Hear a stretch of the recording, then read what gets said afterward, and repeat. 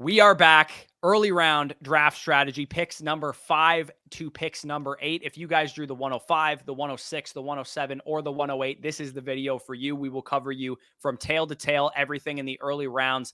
And we are going to talk about the biggest, tier breaks, some of the places that you want to be taking running backs, the early to mid round strategy. Everything in this video will be covered. And also at the end of this video, we'll be doing 2 separate mock drafts where we do a mock from pick 5, from pick 6, from pick 7, from pick 8. Some of them in deeper league formats, some of them in shallower league formats. Everything we'll have you covered in this video. So I'm pumped to get into this. Danny, how you doing? Doing well. And yeah, you had alluded to the fact that in your home league, you drew the 4 slot in the previous video, the 1 to 4 video. Well, in my main home league, running since 2013, I drew the 7 overall pick. Shout out JT Poston over on the last golf tournament. Able to shoot a -7, got me the 7th overall pick. So I'm going to be able to, basically show my league mates my own strategy, which may be at my own detriment, but at the end of the day, got to get you guys as good information as possible. So I'm going to be handling the 7 pick. We kind of tailored the format based off what my league settings are, and I'm going to try to best exact and show to you guys what I would be doing at my spot. Yeah, and as I did for the my draft strategy video, because Danny's exposing his strategy to his home league, the least you guys could do is leave a like on this video and subscribe to this video. So without further ado, let's get into it.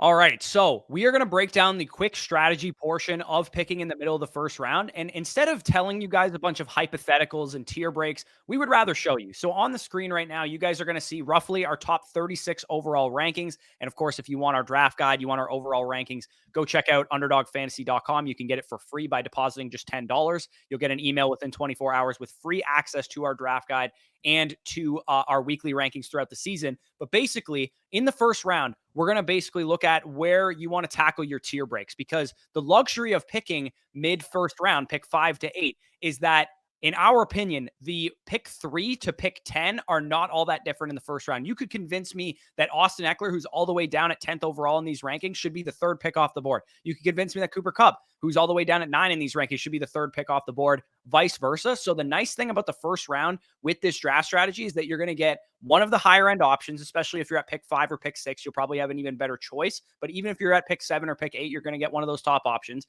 And the nice thing that when we come back around to round 2, you're going to probably find the tail end of that tier as well. These 1-2 turn picks, Amon-Ra, Chubb, Garrett Wilson, Devontae Adams, Saquon Barkley, Tony Pollard, and A.J. Brown that you guys can see on the screen. You should be able to leave your first 2 rounds of your draft with 2 of those players. And it really all depends on what you value, what players you like more. If you're in a running back heavy room, maybe you anchor in the first round. If you're in a wide receiver heavy room, maybe you anchor with a wide receiver in the first round. It really all depends. And then also the nice thing about this strategy is that in round 3, the way you come back is you're going to be in the mid first or in the mid third round. Maybe you get the tail end of this 2-3 turn type of area with Taylor, with Ridley, with Waddle, with Andrews. Hell, maybe even some of these quarterbacks like Allen, Mahomes, or Hurts falls to that point in time. So in my opinion, I think this is the single best place to draft from this year. Maybe you could make the argument because, Justin Jefferson and Jamar Chase are, 101 and 102 in all formats type of guys, that you could say that the 101 and 102 are better spots to draft from. But in my opinion, the 2-3 turn is a lot worse this year than it was last year. So I thought last year's 101 and 102 were better spots to draft from because you could get guys like A.J. Brown and et cetera last year at the 2-3 turn. This year, you're in a little bit more of a sketchy situation at the 2-3 turn, but those quarterbacks obviously could make that position go well for you. 100%. And in terms of optimal strategy, especially in the early portion of your drafts, I would say in the first round, you want to weigh your league scoring settings. You want to weigh your league micro market tendencies. So for example, if you're in a league and guys love running backs early, maybe you get the advantage with Bijan Robinson and not have to worry about a running back from rounds 2, 3, 4, 5, etc. on. If you're in a league format that rewards a half-point tight end premium, maybe you prefer a guy like Travis Kelce. You get that elite tight end, can compete with all the top running back and wide receiver options. And then finally, if you're in a full PPR, 3 wide receiver, 2 flex league, 2 wide receiver, 3 flex type of league, maybe you prefer a guy like Tyreek Hill, Stephon Diggs, or CeeDee Lamb in this range.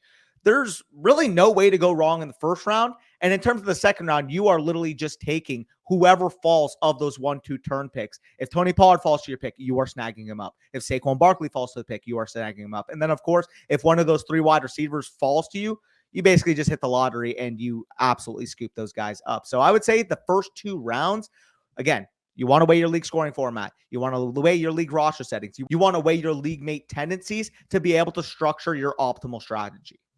Yeah, it gives you flexibility to go with a 0 RB start. It gives you flexibility to go with a hero RB start, like you mentioned, anchor a running back in the first round, take wide receivers from that point forward. It gives you the opportunity to go with a double hero RB start. If Bijan falls to 7, maybe you grab Saquon Barkley, Tony Pollard, or Nick Chubb on the way back, and then you hammer out wide receivers in the mid round. So everything factors in at this point in the draft. Rather than telling you, we are going to show you. Like I said, the first draft that we're going to tackle is going to be more of your bog standard, half PPR, shallower league format. It's going to be like a 1 flex, 2 wide receiver, 2 running back. I'm going to be picking from the 8 slot. Danny will be picking from the 5 slot. And then the second draft we do will be more so in line with Danny's league settings, where it's a little bit more deeper PPR format. You can start up to 4 wide receivers on any given week. So we're going to get into that right now. All right. So we are now into the draft. Like I said, we're going to do the shallower league format first. In the picks 1 to 4 video, we did the deeper league format first. You could see the scoring settings across the top of the screen: 12 team, half PPR, 1 quarterback, 2 running backs, 2 wide receivers, 1 tight end, 1 flex. We're only going to go 8 rounds since this is an early round draft strategy video. Of course, we'll have you covered when it comes to late round picks and sleepers, but worst case scenario, just default to our ambiguous backfields, rookie running backs, rookie wide receivers, and fill out your depth that way. So let's start the draft. So Danny's going to be picking from the 105. This is how the draft board fell to him. Most likely, you won't have the opportunity to draft Justin Jefferson or Jamar Chase at 105, but if you guys are in leagues with absolute casuals, then maybe one of those guys falls to you, in which case you just run up to the podium and snag the value. 100%. So baking in, like I said, you want to factor in the league settings when you're making your decision. In a shallower league format, we're talking about 2 running backs, 2 wide receivers, 1 flex, half PPR. I think if Bijan Robinson, Austin Eckler fall to you, they're more than capable of being your hero running back or potentially double hero, depending on what falls to you at the 2-8. So for me personally, Bijan Robinson is my running back 1 overall, so I will select him at this spot, and it gives me a lot of flexibility to take value at the other picks. Yeah, so for me at the 108, I could definitely go in the strategy that you went with because it's a half PPR, because you can only start up to 3 wide receivers. Maybe you lean with a running back, but for me, all the top 3 running backs are off of the board. So for me, I see a tier break between Bijan, Christian McCaffrey, and Eckler, and then that next tier of running backs with Saquon Barkley, Nick Chubb, and Tony Pollard. Again, I know we're going to get comments on this video of people saying, how could you take this player over that player? But again, we're breaking down our tier breaks. If you view the running back position differently, then by all means, take a running back here. But for me, Tyreek Hill is my 3rd overall player in half PPR and in full PPR format. So Tyreek Hill at the 1-8 is a good value. And I think I should be able to get a Tony Pollard type to fall back to me. Maybe that won't be the case, but he is back on the board for me. So he is the last remaining running back. I personally would take him over Derrick Henry, over Patrick Mahomes, but sometimes your league mates are going to let players fall to you at a value. I look at the wide receiver position. CeeDee Lamb has fallen back to me as well. So I'm in a position now where I'm deciding on players that I value similarly. They're both Dallas Cowboy players, and CeeDee Lamb I have ranked higher than Tony Pollard. So I am actually going to stick to my overall board. I had no idea that CeeDee Lamb fell back to me. I'm going to take CeeDee Lamb here. Hopefully, I can anchor my running back position with like a 3rd round Travis Etienne or maybe a Breece Hall or a Ramondre Stevenson. Now that those veterans have signed there, maybe I can get a discount on those guys. 100%. That's what I was kind of laughing at. Like, CeeDee Lamb is a guy that we both value at the 8th overall pick that you have. CeeDee Lamb is my 8th overall ranked player. So the fact that you started at the 108, got an elite player like Tyreek Hill, who we both have inside of our top 4s, and still was able to anchor out a guy like CeeDee Lamb at the top of the 2nd round. Absolutely love that start there. For me, Bijan Robinson, of course, was my first overall pick at the 5th spot. And Garrett Wilson is going to be my highest rated player. You can make the argument if you like the double hero strategy, you could potentially go with Bijan Robinson and Tony Pollard here. But for me personally, I slightly prefer Garrett Wilson. And I like getting the balance. I love getting my elite anchor at running back with Bijan and pairing that with an elite anchor at wide receiver with Garrett Wilson. So I will take him here at the 2-8 and see what falls back to me at the 3-5. Yeah, and exactly what I talked about in the, like when we were showing the tier list, played out for you, right? You get the tail end of that 1-2 turn tier. Pollard and Garrett Wilson fell back to you. Worst case scenario, maybe only one of those guys was on the board for you. That's why I think that 1-5, 1-6 area is a really good spot to draft from, because you get the tail end of that tier. And then also you probably get the tail end of the 2-3 turn type of players as well. And it looks like some of those guys did end up falling back to you. Don't focus on the micro analysis here, because again, everybody's going to have their board built out differently. So if you prefer a guy like Devontae Smith, you can take him here. If you prefer a guy like Ramondre Stevenson, you can take him here. But For me personally, my highest ranked player right now is Calvin Ridley, so I will take him. Also worth noting, had any of the quarterbacks fallen, Allen or Hurts, they would have been my selection here at the 3-5, especially given the format of that being a shallower league. You want that advantage at quarterback. Again, Calvin Ridley is my highest ranked player left, so I will take him at the 3-5. Yeah, and I'm assuming Mark Andrews would have been your pick as well had he fallen Correct. back there, and he goes a little bit earlier as well. So I'm back on the board here. The running back position, there is some players available that I feel comfortable anchoring that position with. Breece Hall, I believe, is my highest ranked running back on the board. Devontae Smith, similarly ranked for me at wide receiver. Quarterback wise, Lamar Jackson would definitely come into play here at the end of the third round. But for me, knowing that it's a half PPR, knowing it's a 2 running back league, it's a little bit shallower. I don't want to be totally behind the 8 ball at running back. Breece Hall is a guy that I still have ranked up near the 2-3 turn, even despite Dalvin Cook's signing with the New York Jets. I believe it's a contingency. I believe it's an ability for Breece Hall to ramp up back to this offense. I think my superstar Tyreek Hill CeeDee Lamb combo can help carry me until Breece Hall is back on the field. And obviously, if we were drafting a 15-round draft, I would make contingency plans. I would grab some early round or early in the season type of guys like Brian Robinson or Samaje P. Ryan or somebody like that. Yeah, 100%. And even like later in the drafts, guys like Jeff Wilson, standalone value type of veteran running backs can get you over the hump early on. Yeah, I was really hoping that Lamar would fall back to me. And I was also really hoping that Gibbs might have fallen back to me as well. Neither of them did, but I do have some guys available on the board that make a lot of sense for this team. I could go with a quarterback if I wanted to go with a Justin Fields.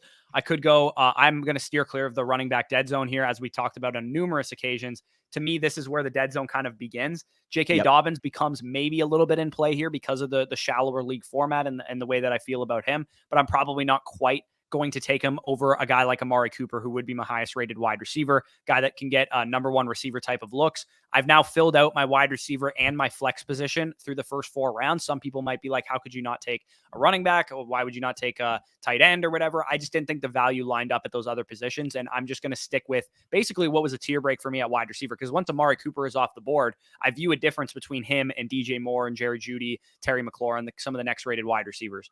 Yep. And I like that strategy. For me, my highest ranked overall player would actually be Justin Fields. And in a shallower format, because I'm only starting, what would that be? 5 overall flex players per week. I want an advantage at quarterback. I want an advantage at tight end. So for me personally, again, this doesn't have any 300 passing yard bonus leagues. This isn't a 6-point passing. This is your bog standard 4-point passing touchdown level league. And in that type of format, I want the Konami upside that Justin Fields represents. Yeah, I think you can make the argument in that type of league format that he belongs in a tier with Lamar Jackson and Joe Burrow. In my league format, for example, as I talked about in other videos, there is bonuses for passing style quarterbacks, 25 plus completions, 300 passing yards, 400 passing yards, 40 plus yard touchdowns, and that kind of thing. So a guy like Joe Burrow and Lamar Jackson kind of have a little bit more of a leg up, who are better passers than Justin Fields. And you could probably make the argument that you would take even, Justin Herbert or Trevor Lawrence over Justin Fields in that type of format. So you're back on the clock. You do have tight end sliding to you. And is that the direction you're going to go? Easy pick for me, especially given the format, half PPR. You want those tight ends that can give you, the big yardage plays. And there may not be a more talented tight end in the NFL than George Kittle. I understand, people have concerns over the overall volume of the offense in terms of passing volume, a lot of weapons there, but he's the type of player that can give you a 70 yards after catch touchdown that simply maybe 3 other players at the position can give you. Yeah, I think that's definitely fair. I'm back on the clock here. I think there's a couple tier breaks for me, which is going to cause a really interesting decision because J.K. Dobbins is an absolute tier break at running back for me. He's probably going to end up being my pick, but just for what it's worth, because I have Amari Cooper, Deshaun Watson is also a tier break for me at quarterback. And even if I didn't have Amari Cooper, he would be. Wide receivers are a little bit flat. Plus, I already have 3, so I'm probably not going to go in that direction. Kyle Pitts, also a tier break for me at tight end. So I'm going to grab J.K. Dobbins and hope that one of Kyle Pitts or Deshaun Watson falls back to me, knowing that, team 9, team 11, and team 12 already have quarterbacks. I think I should be good on Deshaun Watson coming back, but it's also possible that he does not. So it looks like Deshaun Watson did come back. Kyle Pitts actually went. So I get myself an elite onesie here with Deshaun Watson. I get to stack him up with his top receiver and Amari Cooper. I've built out basically my entire starting lineup minus my tight end position, which in my opinion, if I'm going to punt a position and be a little bit weaker somewhere, I do want it to be the most, wasteland position in fantasy football. So as much as Yeah. Kyle Pitts or, George Kittle in your case would have been nice for this team, I don't mind, just going after a Freiermuth or an Njoku later on. So I'm back on the clock here. We take Brandon Ayuk and Mike Williams. It seems like a lot in these mock drafts. So before you go in the comments, well, you have George Kittle. Why would you take Brandon Ayuk? I'm just going to get away from that problem and take Tyler Lockett, to be honest. Yeah, for me, I think Ayuk is a little bit ahead of Lockett, so I I probably agree. still would have gone with Ayuk anyway. But yeah, Lockett and Ayuk, there's not a massive, massive difference between those guys. I mean, for what it's worth, why not both? I'm going to take Brandon Ayuk because he just so happened to slip back. Yeah, absolutely. Unfortunately, Evan Ingram and Darren Waller go off the board. I was kind of hoping one of those guys would fall back to me, knowing that, Team 7 had Kelsey already. You already had Kittle. Team 3 had Hawkinson. Team 2 had Mark Andrews. I really thought that, there's no way that both Team 4 and Team 6 both take a tight end here. But they do, in fact, do that. So knowing that, like, literally everybody in this league outside of Team 9 and Team 12 already have a tight end, I'm probably okay passing on Freiermuth and Njoku here in favor of maybe some other positional depth in other places. So I'm going to look around at the wide receiver position, look around at the tight end position. I already have my starting roster filled out basically at wide receiver and flex positions and at running back. So what I'm probably going to do is take an upside swing. And for me, Jordan Addison represents that. I can Love get a that. guy that works in as an awesome flex option, part of a great offense that's going to throw the ball a lot. So I think he makes a lot of sense for my team. Unfortunately, both of those tight ends go again. So I'm really just getting screwed at the tight end position. For ease sake, again, we're only going 8 rounds. I'm not just going to take a tight end here just to show you guys that I took a tight end. I would probably wait at this point in the draft, knowing that everybody else in my league has a tight end. I would probably punt this to round 9, maybe grab a Dalton Kincaid, and then on the way back later on in the draft, maybe grab somebody a little safer like a Greg Dulcich or a Cole Kmet or somebody like that has a little bit more of a stable role, and then probably stream the position. So unfortunately, I'm going to be weaker at tight end, but you can always make trades. For me, I'm just taking the best player available. But if Jordan Addison has like a breakout season and I can't get him into my lineup because CeeDee Lamb, Tyreek Hill, and Amari Cooper are smashing every single week, then I could always trade away Jordan Addison for Kyle Pitts after a couple down weeks or something like that. So that's definitely something you want to keep in mind when it comes to fantasy, is that there's nothing is guaranteed. You don't need to always keep the team that you drafted. You can always make trades and that kind of thing. So I'm going to grab some running back depth here, I think. Knowing it's a half PPR league, I think Antonio Gibson represents a good upside swing in that backfield. Looks like Danny was looking to grab Antonio Gibson. Knowing that I have J.K. Dobbins and Breece Hall, 2 guys that are a little bit more volatile than you would like in your anchor 2 running backs. I think for me, I would definitely prioritize getting some more running back depth in a league like this. Yeah, 100%. And again, you can make the argument I could just force a different running back here, but realistically, I think it's a pretty flat tier. I don't view much of a difference between a guy like AJ Dillon, Zach Charbonnet versus a guy like even Brian Robinson, Khalil Herbert, somebody like that. So I would punt running back for another round simply because I think the wide receivers in this range are too strong. Jahan Dotson should not be an 8th round pick, so I will take Jahan Dotson here. And hypothetically, in this scenario, I would run a true hero RB where, again, I got my anchor with Bijan Robinson, and rounds like 9 to 13 would probably just be straight running backs for me. Yeah, and the other thing that people might harp on is like, oh, you only have 1 running back. You need to start 2. You can't start all those wide receivers that you drafted. You could always consolidate your assets, right? You could always take Brandon Ayuk and Tyler Lockett, get up to a better wide receiver. Maybe you could take Brandon Ayuk and Tyler Lockett and get a similarly ranked wide receiver and a similarly ranked running back.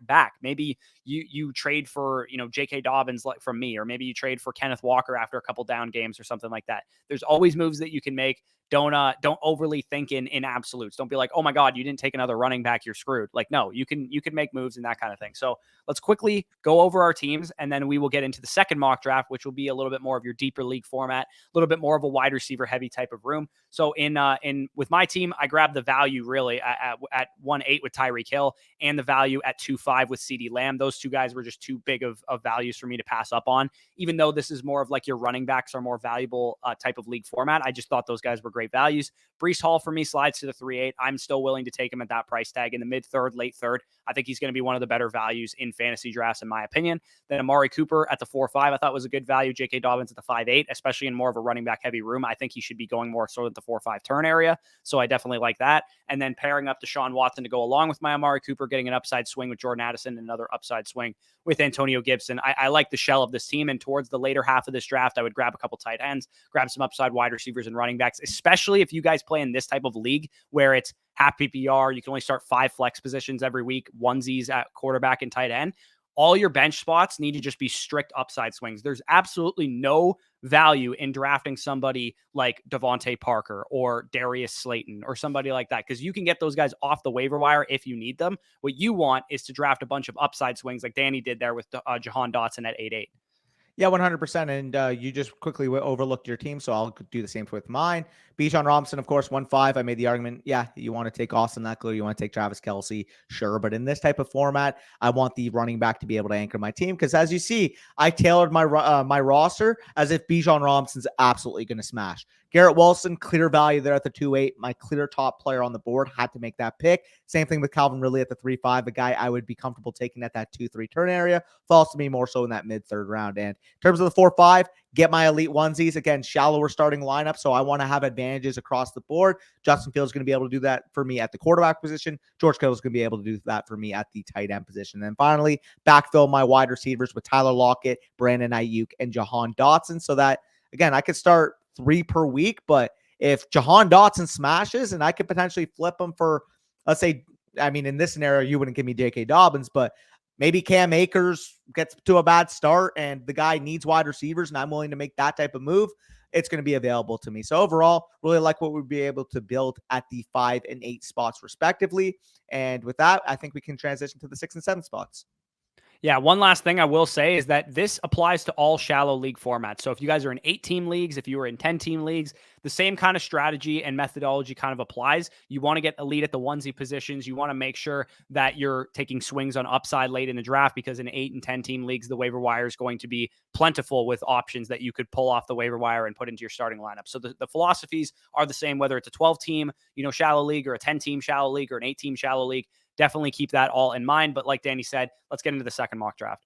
All right, so I'm on the board here at the 1-6. Again, this second draft, we are doing a little bit more of a deeper league format. So for those of you guys that play in leagues where it's like 2 wide receivers, 3 flexes, or maybe you play in a 14-team league, or whatever the format is, it's deeper than the first mock draft that we did. This one will be a little bit more applicable to you guys. So I'm at the 6th spot. Again, we are drafting based on our boards. The highest player rated on my board right now would be either Tyreek Hill or Bijan Robinson. So what I'm going to do, because I know Danny's going to take Bijan and showcase that ability, and I know he took Bijan in the first one and I took Tyreek, but again, we're drafting based on our boards.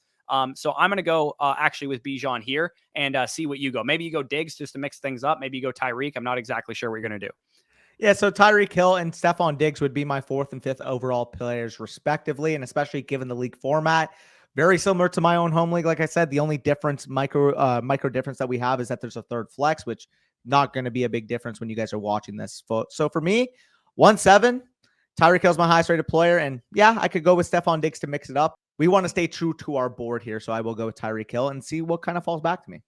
Yeah, and as we mentioned throughout the strategy portion, the nice thing about picking at the 6 and the 7 spot is that we will catch the tail end of those 1-2 turn players. The reason I went with Bijan in the first round over Tyreek Hill is because I do think I'm going to get a wide receiver coming back to me, and it looks like that will absolutely be the case because both Amon-Ra and Garrett Wilson are on the board. You obviously can't take both of them. So even though I could decide to go with a double hero RB in this type of format, given the nature of the scoring, it's full PPR, 2 wide receivers, 2 flexes. I typically want to start 4 wide receivers per week in that scenario. So even though Garrett Wilson and Tony Pollard are similarly ranked for me, I would use the tiebreaker of the scoring format to go with Garrett Wilson and the fact that I already took a running back in Bijan Robinson. So hopefully at the 3-6 here, somebody like a Calvin Ridley or Jalen Waddle or something like that can fall back to me. Jalen Waddle actually goes. Devontae Smith. We do still have somehow Josh Allen on the board, and he is just somebody I absolutely cannot pass up. And we mentioned this throughout the throughout the beginning strategy portion. Sometimes your league might not be willing to take quarterbacks this high. And again, as much as I would love Calvin Ridley here, I just can't pass on Josh Allen. I think he's way too big of a value.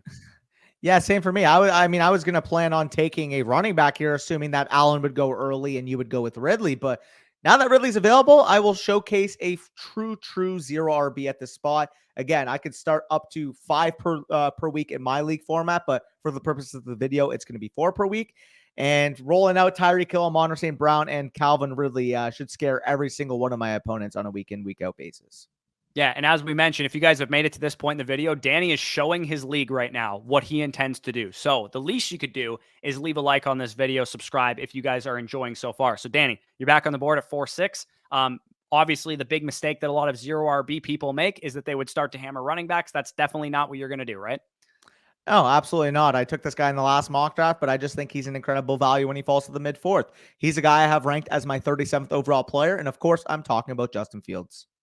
Yeah, exactly. So, if you guys are worried, how is Danny going to have any running backs to start? Don't worry. The hit rates of running backs that go in round 7 to 10 are similar to the hit rates of running backs that go in round 4 to 7. So, by bypassing the running back dead zone, Danny's going to absolutely hammer out wide receivers, hammer out quarterback, hammer out tight end, get elite positional advantages pretty much everywhere except for running back, and then piece together his running back production that way. So, if you want more information on the zero RB strategy, we did an entire video on it. Definitely go check that out. For me, I'm kind of running a bog standard hero RB with Bijan Robinson as my my anchor running back. Yet again, Amari Cooper, who's a tier break for me at the wide receiver position, falls back to me. Looking at the tight end position, TJ Hawkinson is definitely interesting, but I think given that we start up to 4 wide receivers a week, I'm going to go with Amari Cooper here at this spot, Yep. and hopefully, some more wide receiver talent can fall back to me there. Yep. No, I like that selection there. I just kind of want to see what falls in the fifth. Yeah. So, do I want to cuck Danny and take the DJ Moore, Justin Don't do Fields it. stack? I will be nice to you. I'm going to grab Respect. somebody different here, and I'm going to grab an upside swing in his own right in Drake London, a guy that I believe, given his target share, could be a very high level breakout candidate this year. Again, if you don't like Drake London, you don't like Arthur Smith's offense, that's fine. You could have gone with Christian Watson, you could have gone with DJ Moore, could have gone with Brandon Ayuk, somebody like that. For me personally, Drake London was my highest rated wide receiver, so that's the direction I went. 100%. And I actually passed on tight end, hoping that one of those 3 guys would fall back to me in terms of Kyle Pitts, Dallas Goedert, and the guy I will select here with Darren Waller. Again, we already mentioned zero RB principle. If you're going to be weak at running back, you better be strong everywhere else. You went over what makes a league winning tight end, and Darren Waller is a guy that, assuming he stays healthy, can check all the boxes to potentially be a top 3 overall tight end at the position. And if I can get that level of advantage at tight end when I already have it at wide receiver and quarterback, supplementing my RB2 production shouldn't be a problem. Yeah, exactly. And at this point in the draft, again, we're going to be going to the 7th round after this pick. Danny pretty much would be taking almost exclusively running backs, maybe one more wide receiver here and there, but for the most part, you'd be just hammering out, again, ambiguous backfields, rookie running backs, handcuffs, that type of thing. Because if you're able to hit big on a couple handcuffs or a couple ambiguous backfields, like Josh Jacobs was last year, Ramondre Stevenson was last year, Jamal Williams, those type of archetypes last year, Kenneth Walker, Dameon Pierce, then your team could absolutely dominate, because then not only are you going to be strong everywhere else, you'll actually have decent running back production putting up, 15 points per game for you. And you did not spend, the 3rd round pick that, this Najee Harris manager spent on 3-1. Like, realistically, what's the big difference between James Conner and Najee Harris? They're both volume plays. They're both not going to be very efficient. They're both not going to be in very good offenses. And hell, James Conner's offense might be better once Kyler Murray gets back on the field. So that's something that you definitely want to think about when it comes to opportunity cost drafting at the running back position specifically. So I'm on the board here. I could use one more wide receiver to fill out my final flex spot. You guys probably know exactly which direction I'm going in, because he's my highest drafted wide receiver on Underdog right now. Easy. He is one of my Tampa Bay Buccaneers, Chris Godwin, I think has a very good chance to really return on his ADP. He's been a top 15 wide receiver every single year since 2019. That was despite Jameis Winston bringing him up to a top 2 wide receiver in 2019. The fact that Tom Brady wasn't good last year, the offense was a bottom 10 offense in the NFL. And Chris Godwin on one knee basically was still a top 15 wide receiver in fantasy. Yeah, no, love what you're able to do there. Sorry, if you guys looked in the camera and saw me like shaking my head, don't be like team 3 and team 4 in your leagues, because especially when you can start up the 4 wide receivers, I'm sorry, but Jamar Chase, yeah, he's great. But when you're looking at the 8-10 and you're probably starting, let's just say Treylon Burks as your wide receiver 2, Kadarius Toney as your wide receiver 2, you're going to be way behind the 8 ball there. So you're on the clock. Talk about your pick. Yeah, I bypassed the tight end position last time. I'm not going to bypass it this time. I'm going to grab Pat Freiermuth, the guy that I think can be a really good tight end option there. I also, I'm talking about a bunch of shit about Najee Harris. For what it's worth, the passing game, it looks like is improving in Pittsburgh. I saw an article this morning that Kenny Pickett had a really good training camp. And if he takes a step forward, I mean, we've already seen Pat Freiermuth produce a 7-touchdown season as a rookie tight end with washed up Ben Roethlisberger. And then last year produce a very solid target share, consistent every week back end tight end 1 with the corpse of Mitch Trubisky and a rookie quarterback. So if Kenny Pickett takes a sizable step this year, then it's very possible that Pat Freiermuth has like 100 targets and as a top 6 tight end. Yeah, no, I agree with you there. I think that was a solid pick. We do see, like I said, James Conner, Rashad White, and Javonte Williams go off the board. I was pretty much praying you didn't take James Cook to correlate with Josh Allen, and I will take James Cook because I do think at this point he's the type of player where if he gets off to an extremely hot start in the first 3 or 4 weeks of the season, I'm telling you right now, you might be able to get James Cook straight up and flip him for Brees Hall if he gets back to a bad start. Obviously, you might have to add a little bit, but if James Cook is the RB9 in fantasy through the first few weeks, and let's say Dalvin Cook siphoning some work from Brees Hall, maybe you do James Cook plus, let's say you take, I don't know, whatever wide receiver in the ninth, like Quentin Brandon Cooks. Johnson, Brandon Cooks, Juju Smith-Schuster, Gabe Davis, someone like that, and you package them together. That might be an applicable case. So I will go with James Cook there, and I was hoping that Antonio Gibson would fall back, which he does. So I still have a lot of upside, in my opinion, at the running back position with Cook and with Gibson. I only got them at 7.7 and 8.6 opportunity cost, whereas some of my peers here are taking Miles Sanders at the 5.5, are taking Alvin Kamara at the 5.3, are taking Aaron Jones at the 4.9, where realistically, if James Cook and Antonio Gibson hits, what's the big difference in terms of overall projection between them and those running backs I just mentioned? Yeah, and you guys might be thinking, oh, safety and, workload wise, those guys are much safer. But when it all comes down to it, 13.5 points per game versus 11.5 points per game is not going to be a huge difference. And Agreed. 11.5 points per game would imply that James Cook and Gibson are giving you RB3 production, and they have upside to do definitely a lot more than that. And speaking of Antonio Gibson, I'm going to grab his teammate here as my RB2 in my Yep. hero running back. I bypass that running back dead zone. I get myself advantages, wide receivers through the flex. As we always talk about, I can just go over my team right away here. With Bijan Robinson as my anchor running back at the 1.6, he's my RB1 overall. I believe he has the highest ceiling. So by taking him 1.6, I'm making the inherent bet that he's going to be a smash pick this year. And he is basically my hero. He's the guy that's going to carry me. Garrett Wilson, Amari Cooper, Drake London, Chris Godwin. Those guys are going to anchor my wide receiver position. All four are the number one targets on their offense. Obviously, Godwin and Evans are going to be both very good, I would imagine, but Godwin should out-target him. And then Josh Allen's going to be a lockdown positional advantage for me at quarterback. And I think that Pat Frymuth, if he hits, can be at least a stable, if not even a positional advantage potentially at the tight end position. And then Brian Robinson is my safe RB2 archetype that I could use to anchor my roster early on in the season. And then later on in this draft, obviously I would continue drafting, ambiguous backfield archetypes and rookie running backs and handcuffs so that eventually I don't have to start Brian Robinson as my RB2 because he's probably limited to some degree. If I hit on a Jalen Warren late in the draft, or if I hit on somebody like that, they could realistically end up giving me close to RB1 production for late round running back price tag. So basically I showed you guys how to execute a hero RB from the 1.6 spot, and Danny showed you how to execute a 0 RB from the 1.7 spot. 100%. Like you said, would have been between Bijan Robinson and Tyreek Hill. Maybe you throw Stephon Diggs in that discussion as well at the 7th overall pick. End up getting Tyreek Hill at that second overall pick, or the second round pick I have there at the 2.6. I was basically just praying one of Amon St. Brown, Garrett Wilson, or a guy like Tony Pollard fall back. I had the option of all three of them, so I do end up selecting my 11th overall player in my rankings with Amon St. Brown, a guy I'd feel comfortable taking, like I said, at that back end of the first round. But you guys will see that in more in tomorrow's video. And then finally, at the 3rd round pick, 3.7 here, we do have Calvin Ridley, by far my highest ranked player. Again, if Josh Allen had fallen back, you maybe consider him, but really love starting out with those 3 strong wide receivers in a format I can start up to 4 per week in a full PPR. So love that. Anchor down with Justin Fields gives me an advantage at quarterback. DJ Moore gives me a stacking option. We already talked about in the Superflex strategy video just how important stacking is. And of course, our friend Ron Stewart did a whole subject on that on video. So if you guys want to check that out, you make sure you do so. Finally, at the 6th to 8th picks, we do have Darren Waller, positional advantage at tight end, and backfilling my running backs with James Cook and Antonio Gibson. Guys I think can give you RB2 level upside only at a fraction of the cost that you're paying for Miles Sanders, Aaron Jones, etc., like I mentioned.